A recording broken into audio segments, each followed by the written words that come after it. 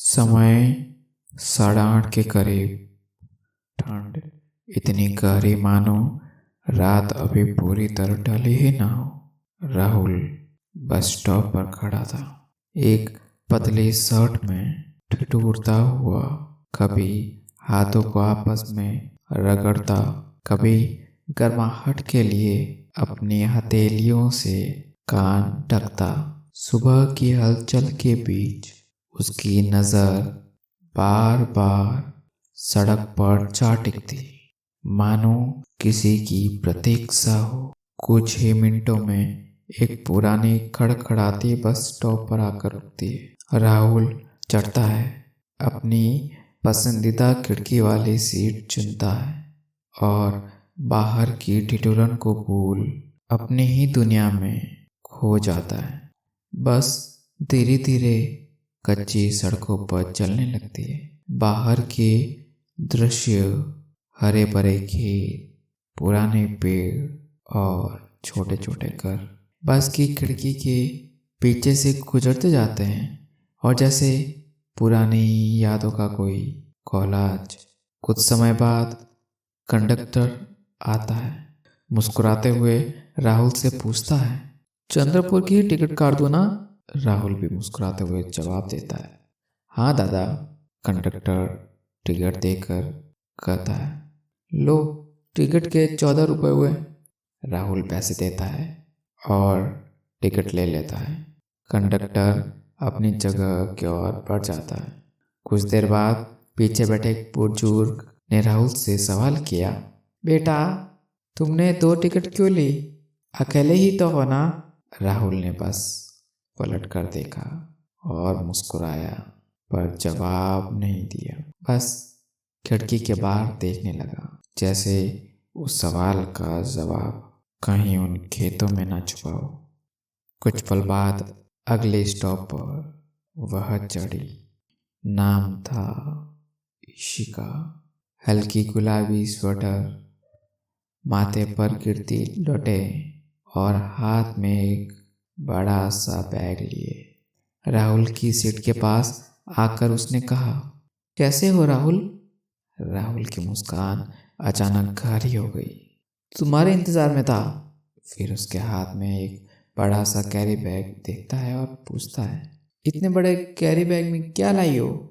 इसी का हंसते हुए बोली, ये छोड़ो, पहले ये पोहे खाओ, फिर सब बताती हूँ। राहुल ने डिब्बा खोला।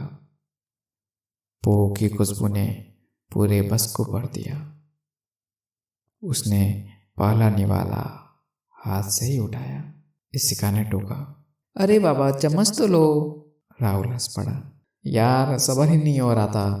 वह मुस्कुराई, आराम से खाओ। राहुल के चेहरे पर बस संतोष, वो खुशी इशिका की आंखों में हल्की आंसू ले आई। क्या हुआ? राहुल ने पूछा। बस तुम्हें देख खुद को रोक नहीं पाई। वह मुस्कुराया और एक निवाला उसके पास बढ़ाया, लेकिन इशिका ने इनकार कर दिया। पर राहुल ने जबरदस्ती खिला दिया।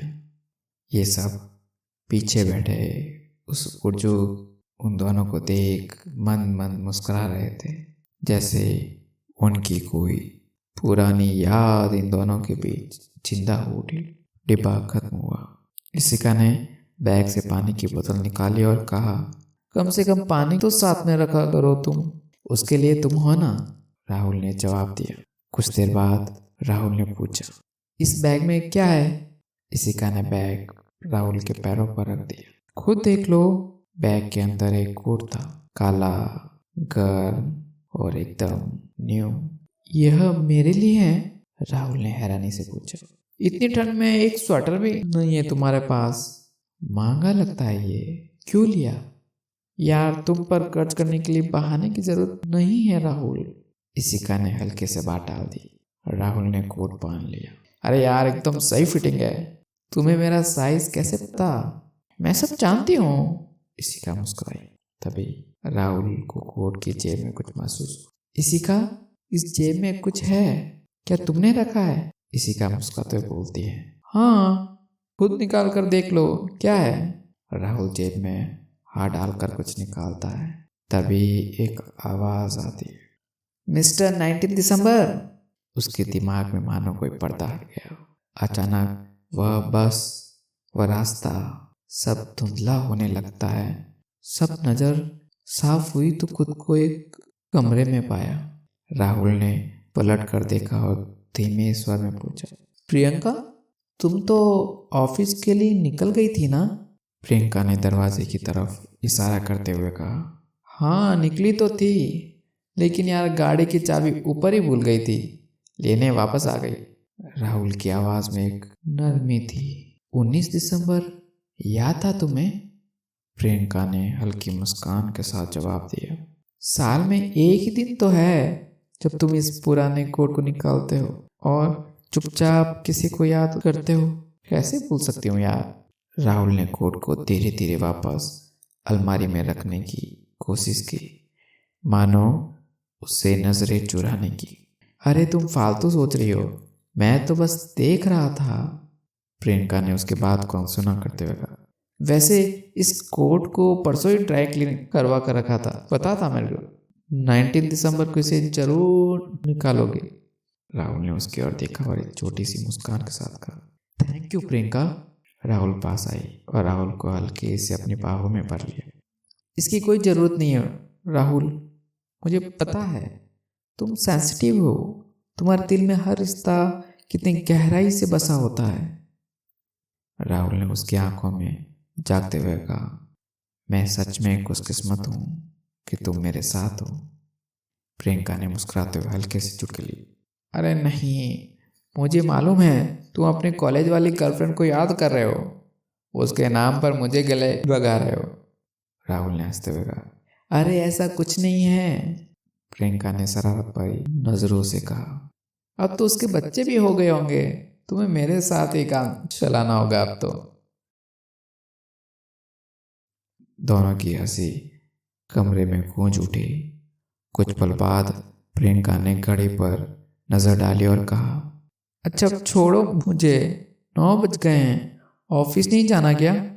राहुल ने मुस्कुराते हुए कहा, हाँ ठीक है, लेकिन एक बात बताओ, आज शाम को ऑफिस के बाद डेट पर चलोगी? प्रियंका हंस पड़ी, यार शादी के 7 साल बाद भी डेट पर जाने का प्लान, वाह, सेंसिटिव तो हो ही, लेकिन रोमांटिक भी कम नहीं हो। ठीक है, मिलते हैं शाम को। थोड़ी देर बाद दोनों चुप रहे।